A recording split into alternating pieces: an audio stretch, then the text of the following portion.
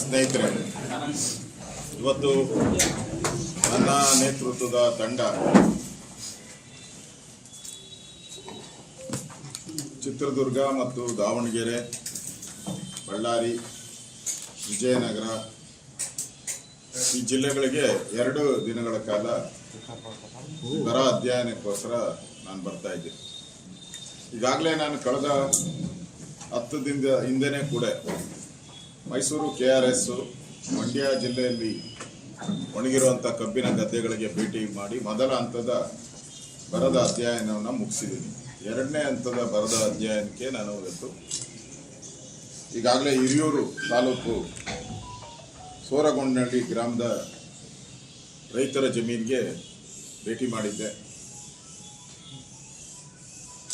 ಅಲ್ಲಿ ಸೂರ್ಯಕಾಂತಿ ಬೆಳೆಯನ್ನು ಹಾಕಿದ್ದಾರೆ. ಸುಮಾರು 13 ಎಕರೆ ವಿಸ್ತೀರ್ಣ ಇರೋದು, ಸುಮಾರು ಅವರ 4-5 ಜನ ಅಣ್ಣ ತಮ್ಮಂದಿರು ಒಟ್ಟಿಗೆ ಸೇರಿ ಮಾಡ್ತಾ ಇರೋವಂಥ ಒಂದು ಹೊಲ. ಅದು ಕಪ್ಪು ನೆಲ. ಮೊದಲ ಹಂತದ ಮಳೆ ಬಂದಾಗ ಬಿತ್ತನೆ ಮಾಡಿಬಿಟ್ಟಿದ್ದಾರೆ. ಅದಾದಮೇಲೆ 2 ತಿಂಗಳಿಂದ ಮಳೆ ಬರದೆ ಹೂವನೇ ಬಿಟ್ಟಿಲ್ಲ. ಇನ್ನು ಕೆಲವೆಲ್ಲ ಒಣಗೋಗಿದೆ, ಹೂವು ಬಿಟ್ಟಿಲ್ಲ. ಈಗಾಗಲೇ 55 ದಿನ ಆಗಿದೆ. ರೈತ ಬಂದು ನನ್ನ ಹತ್ರ ಕಣ್ಣೀರಿಟ್ಟ, ನಾನು 1 ತಿಂಗಳಿಂದ ಈ ಹೊಲಕ್ಕೆ ಬಂದಿಲ್ಲ, ನೋಡಿದ್ರೆ ನನಗೆ ಕರಳು ಕಿತ್ತು ಬರುತ್ತೆ, ನೀವು ಬಂದಿದ್ದೀರಾ ಅಂತ ನಾನು ಬಂದಿದ್ದೀನಿ, ನನಗೇನೋ ಪರಿಹಾರ ಸಿಗುತ್ತೆ ಅನ್ನೋ ದೃಷ್ಟಿಯಿಂದ ನೀವು ಬಂದಿದ್ದೀರಾ. ಹಿಂದೆ ನಿಮ್ಮ ಸರ್ಕಾರ ಇದ್ದಾಗ ಡಬಲ್ ಕೊಟ್ಟಿದ್ದೀರಾ. 8,000 ಇದ್ದಿದ್ದನ್ನ 13,000 ರೂಪಾಯಿ ನಮಗೆ ಇಮಿಡಿಯೇಟಾಗಿ 1 ತಿಂಗಳಲ್ಲಿ ಪರಿಹಾರ ಕೊಟ್ಟಿದ್ದೀರಾ. ಈ ಬಾರಿನೂ ಅದೇ ರೀತಿ ಪರಿಹಾರ ನೀವು ಕೊಡಿಸ್ಬೇಕು ಅಂತೇಳಿ ರೈತ ನಮ್ಮ ಮುಂದೆ ಆಗ್ರಹವನ್ನು ಮಾಡಿದ್ದಾರೆ. ನಾವೀಗಾಗಲೇ ಚಳ್ಳಕೆರೆ ಭೇಟಿ ಮಾಡ್ತಾ ಇದ್ದೀರಿ, ಮೊಳಕಾಲ್ಮೂರಿಗೂ ಹೋಗ್ತಾ ಇದ್ದೀರಿ.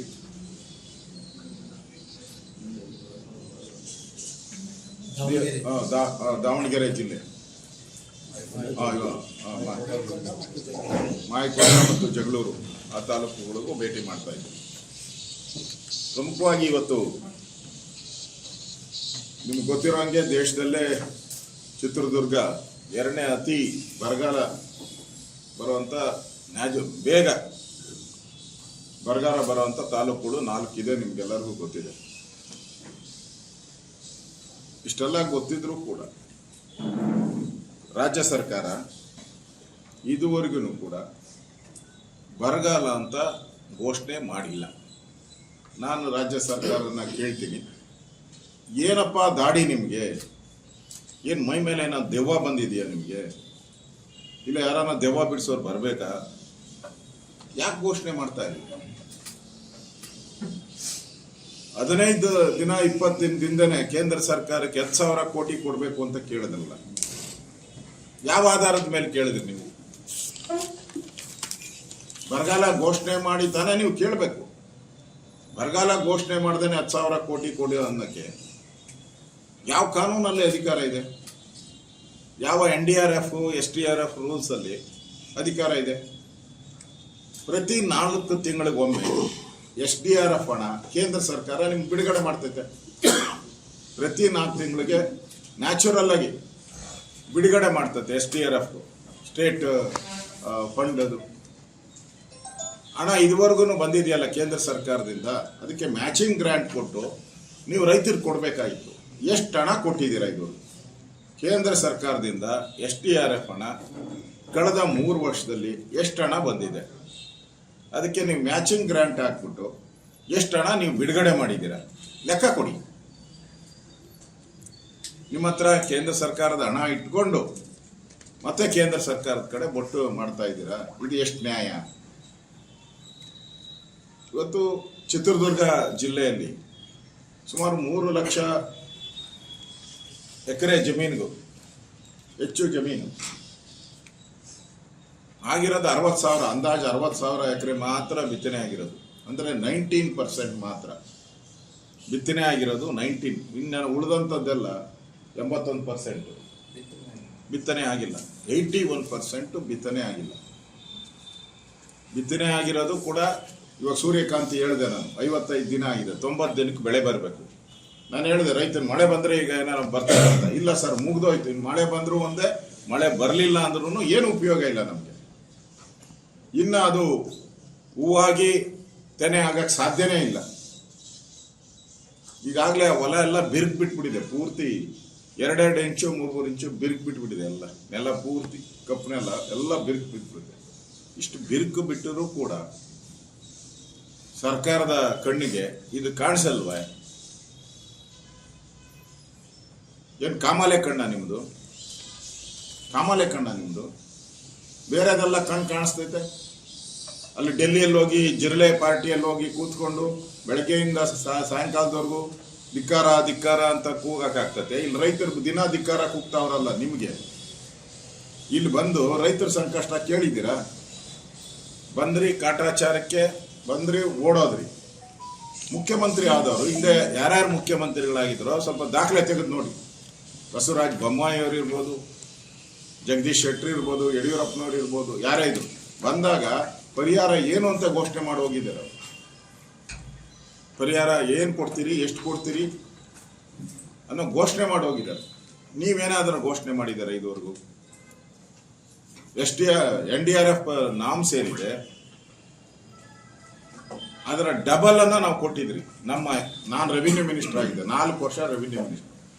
ನನ್ನ 4 ವರ್ಷದ ಈ ಒಂದು ದಾಖಲೆಗಳನ್ನ ತೆಗೆದು ಬಿಡಿಬೇಕಾದ್ರೆ ನೀವು. ನಾನು ಸರ್ಕಾರಕ್ಕೆ ಚಾಲೆಂಜ್ ಆಗ್ತಾ ಇದ್ದೆ, ಸವಾಲು.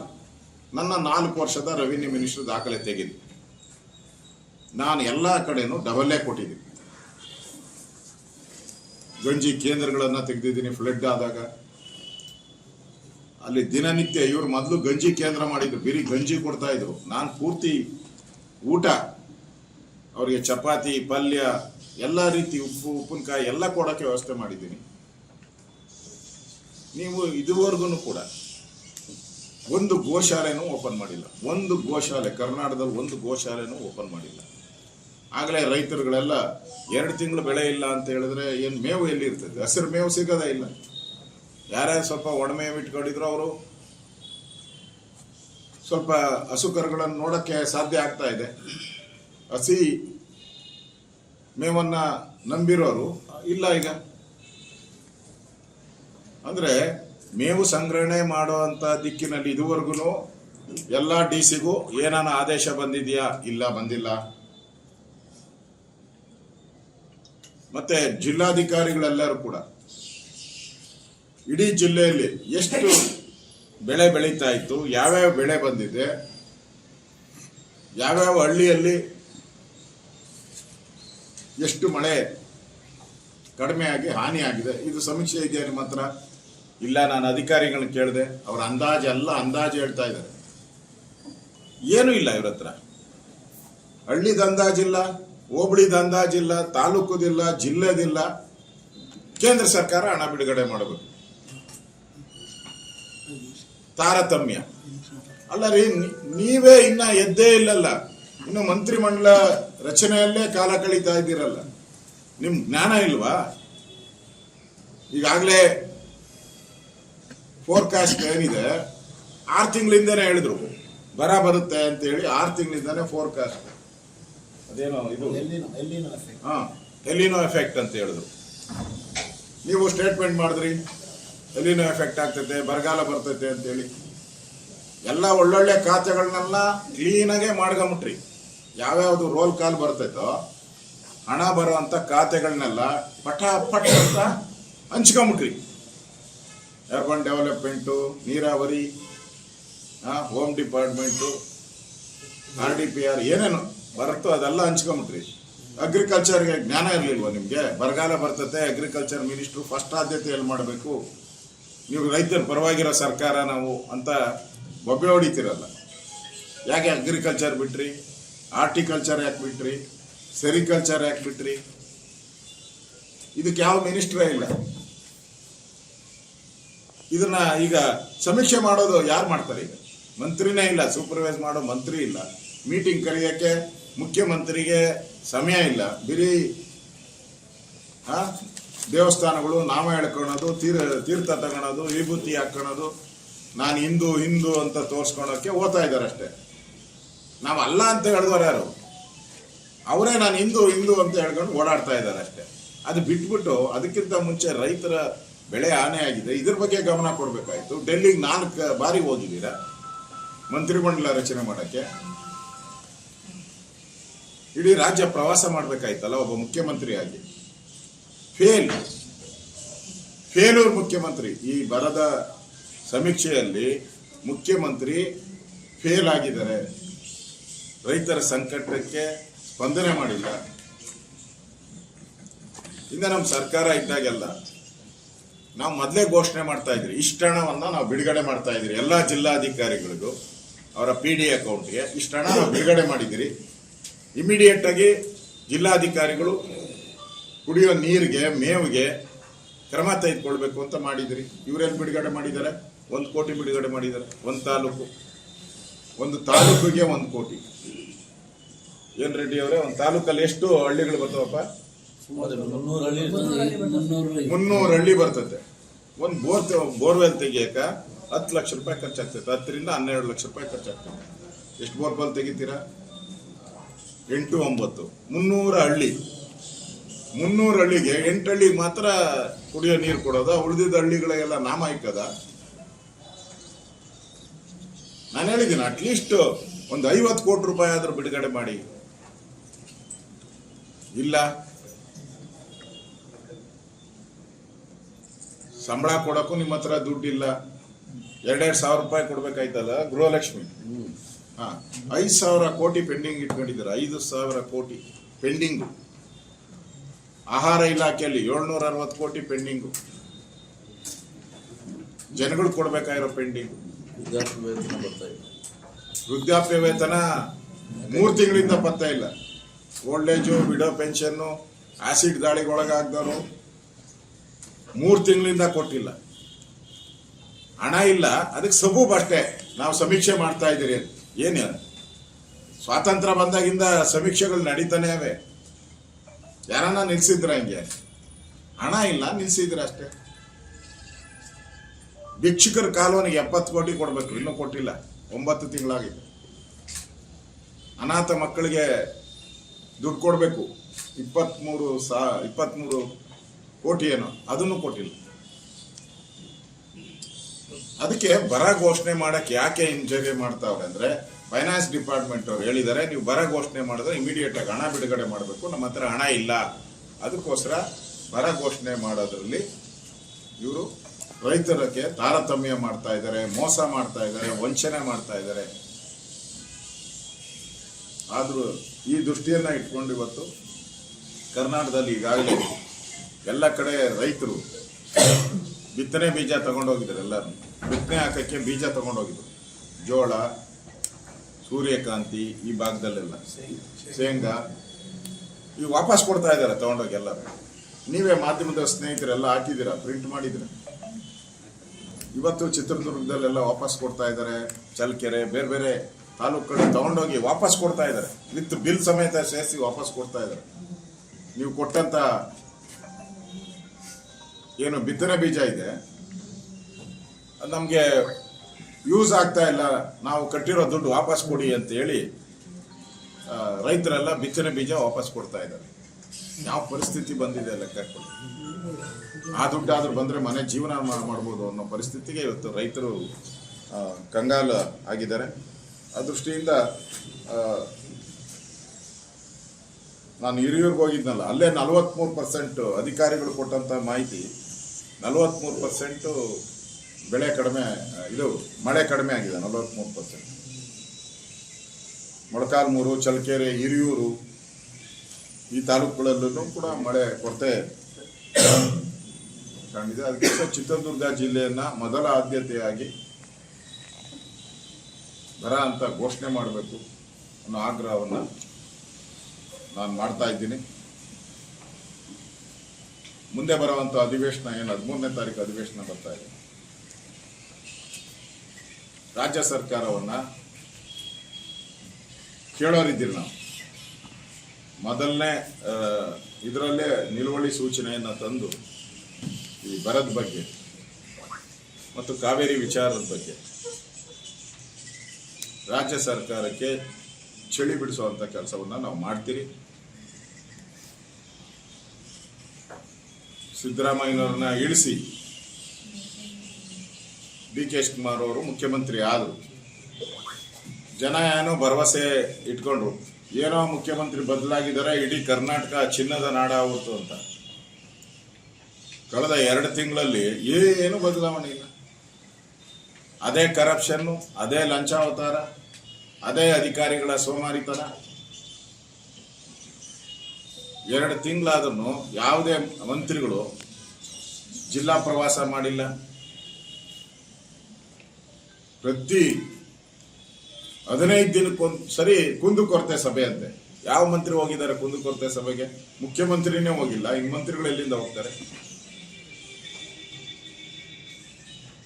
ಈ ಸರ್ಕಾರ ಒಂದು ರೀತಿ ರೈತ ವಿರೋಧಿಯಾಗಿ ನಡೀತಾ ಇದೆ. ಇದನ್ನ ಅವರು ಮಂತ್ರಿಗಳ ಖಾತೆ ತುಂಬಾ ಬ್ಯುಸಿಯಲ್ಲಿದ್ದಾರೆ ಹೊರತು ರೈತರ ಬೆಳೆ ಹಾನಿಗೆ ಅವರು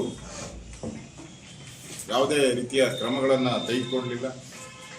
ಅದೃಷ್ಟಿಯಿಂದ ನಾವು ಈ ಬರ ಒಂದು ಅಧ್ಯಯನದ ಒಂದು ವರದಿನ ತಯಾರು ಮಾಡಿ ರಾಜ್ಯ ಸರ್ಕಾರಕ್ಕೆ ಸಲ್ಲಿಸಿ ಕೂಡಲೇ ಕ್ರಮ ತೆಗೆದುಕೊಳ್ಳುವ ಒಂದು ಆಗ್ರಹವನ್ನು ನಾವು ಮಾಡೋದಿದೆ. 500 ಕ್ಯೂಸೆಕ್ಸ್ ನೀರನ್ನು ಬಿಡಬೇಕು ಅಂತ ಹೇಳಿ ಕಾವೇರಿ ಪ್ರಾಧಿಕಾರದ ಆದೇಶ ಮಾಡಿದ್ದಾರೆ. ಇದು ರಾಜ್ಯ ಸರ್ಕಾರ ಕಾವೇರಿ ಮಡಿಲನ್ನ ಬರಿದು ಮಾಡುವಂತ ಒಂದು ಹುನ್ನಾರಕ್ಕೆ ರಾಜ್ಯ ಸರ್ಕಾರ ನೇರ ಕಾರಣ ಇದೆ. ಸರಿಯಾಗಿ ಈಗ ನಾವು ಬರ ಅಂತ ಕಳೆದ 2 ತಿಂಗಳಿಂದ ಹೇಳ್ತಾನೆ ಇದ್ದೀರಾ. ಅದನ್ನ ಸಮರ್ಥವಾಗಿ ಆ ಪ್ರಾಧಿಕಾರದ ಮುಂದೆ ಮಣ್ಣೆ ಮಾಡೋದಲ್ಲಿ ವಿಫಲ ಆಗಿದ್ದಾರೆ ಇವರು.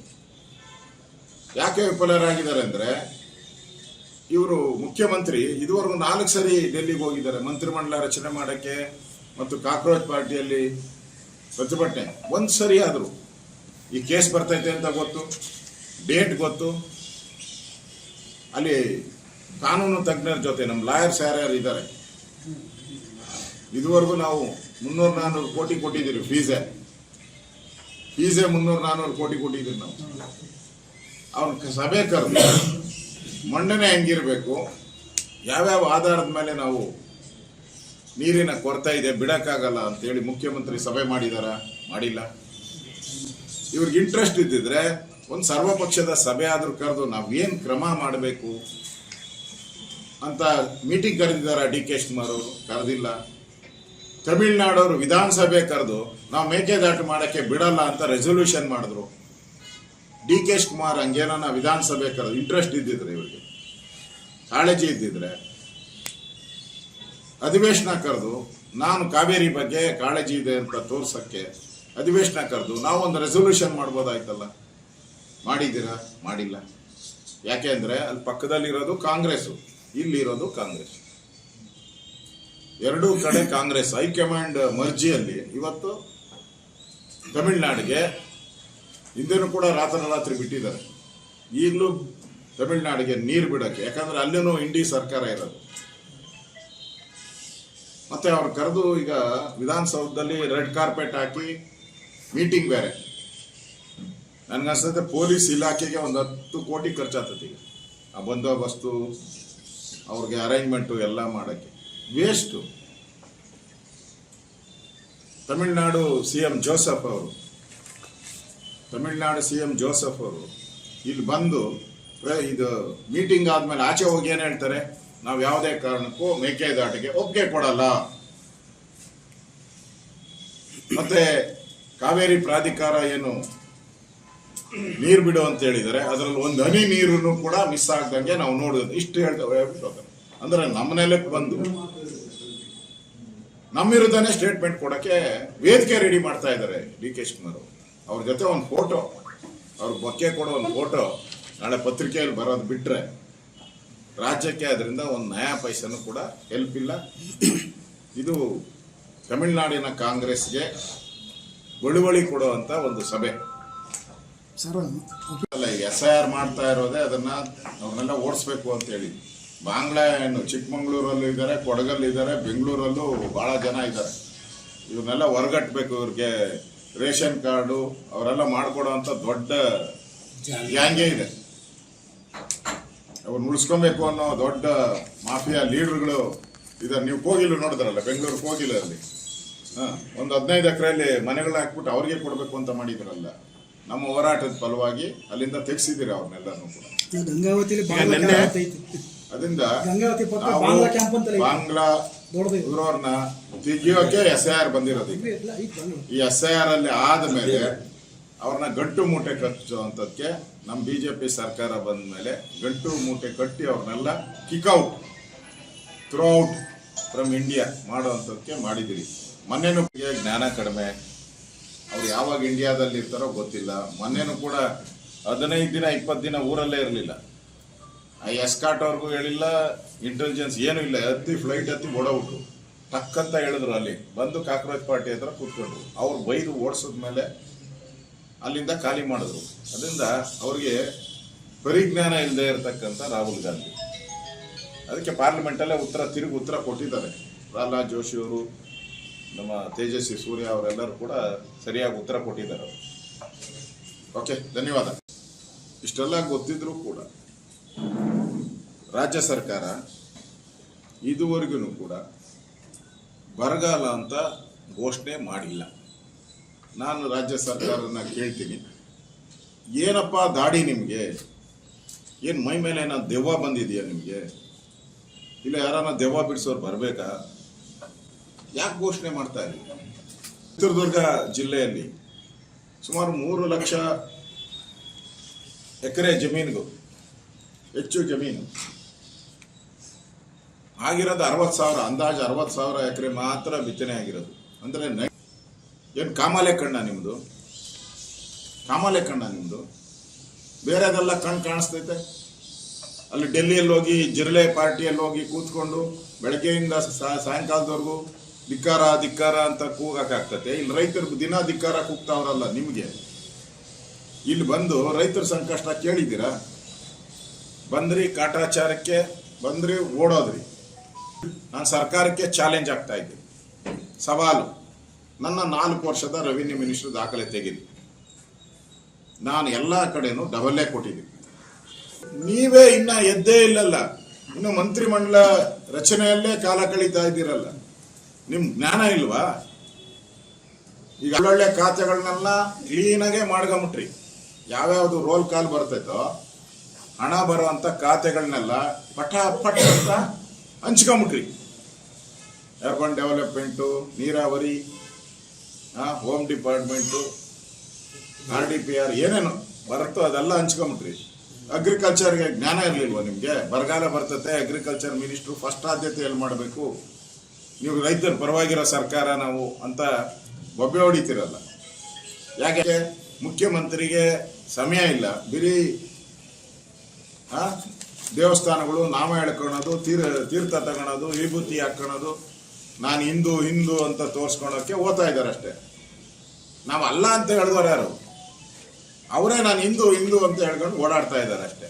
ಅದು ಬಿಟ್ಬಿಟ್ಟು ಅದಕ್ಕಿಂತ ಮುಂಚೆ ರೈತರ ಬೆಳೆ ಹಾನಿ ಆಗಿದೆ, ಇದ್ರ ಬಗ್ಗೆ ಗಮನ ಕೊಡಬೇಕಾಯ್ತು. ಡೆಲ್ಲಿ ಫೇಲ್ಯೂರ್ ಮುಖ್ಯಮಂತ್ರಿ. ಈ ಬರದ ಸಮೀಕ್ಷೆಯಲ್ಲಿ ಮುಖ್ಯಮಂತ್ರಿ ಫೇಲ್ ಆಗಿದ್ದಾರೆ.